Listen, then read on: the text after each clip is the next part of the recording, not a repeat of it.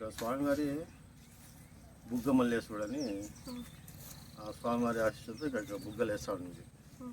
అందుకని ఈ పరమశివుడే ఒక భక్తుని కనబడి ఇక్కడ నేను ఇక్కడ నన్ను స్థాపించానని చెప్పడంతో మిగతా భక్తులంతా కలిసి చుట్టుపక్కల స్వామివారి ఆలయం నిర్మించినారు. నిర్మించడం ద్వారా ఇక్కడ ప్రతి కార్తీక మాసంలోనూ పూజలు హరికథలు అన్నీ వగేరా కార్తీక మాసం నెలకొడుకున్న 4 వారాలు ఇక్కడ ఉత్సవాలు జరుపుకుంటారు. అది గుడి ఎవరు తెలుసు? ఈశ్వరుడు అప్పుడు ఇక్కడ ఉత్పత్తి అయినాడు, స్వయంభూ ఆయన ఇక్కడ ఆయన నిలిచినాడు. ఇది ఇక్కడ చరిత్ర. ఎప్పుడు వచ్చినాడో ఇప్పుడు అన్ని అవతారాలు అమ్మవారు ఇక్కడ ఒక రకానికి ఒక స్థాపనగా అమ్మవారు శక్తులు శక్తి పీఠాలని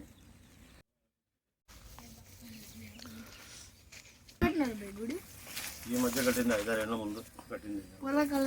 పూర్వకాలం ఆ గుడి అది మనసాదేవి గుడి, అది పురాతన గుడి. ఈ వంక రావడం వల్ల గుడి పోయి పాతాళం వెళ్ళిపోయింది.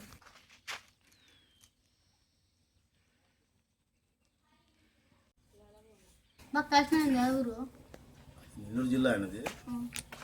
ఆయన చాలా మంది పేదలు అన్నానికి చాలా పడిపడుతూ ఉంటే ఆయన సంకల్పం తీసుకుని దేవుని విష్ణు బ్రహ్మేశ్వర తపస్సు చేసి ఆయన ఒక వరం తీసుకుని ప్రతి నిధి మీద నా పేరు వాసిన ప్రతి పేదోడికి అన్నం కావాలని ఆయన సంకల్పంతో లోక కళ్యాణం జరిగింది. లోక కళ్యాణం కోసం ఆయన పగులాడు. తదుపరి అది జరిగిన తర్వాత అన్ని తత్తలేక ఆయన పేరు మీద ఏ పని చేసినా ఆ రైతులు కానీ ఆ దాతలు కానీ మంచి అభివృద్ధి లాభాలు పొందినారు.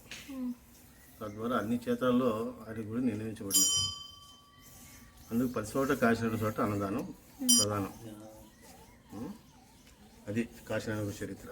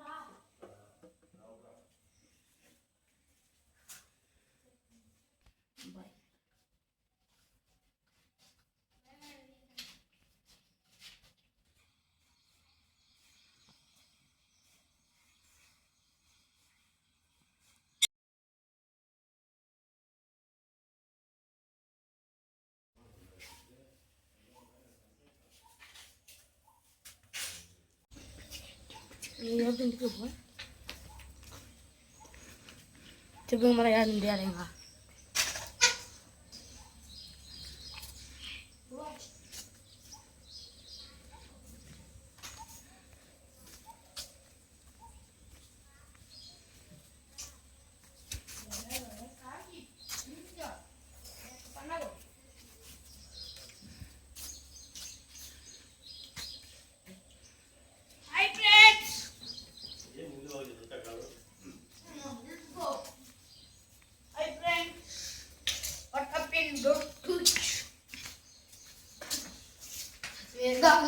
Ada mereka. Ada wish.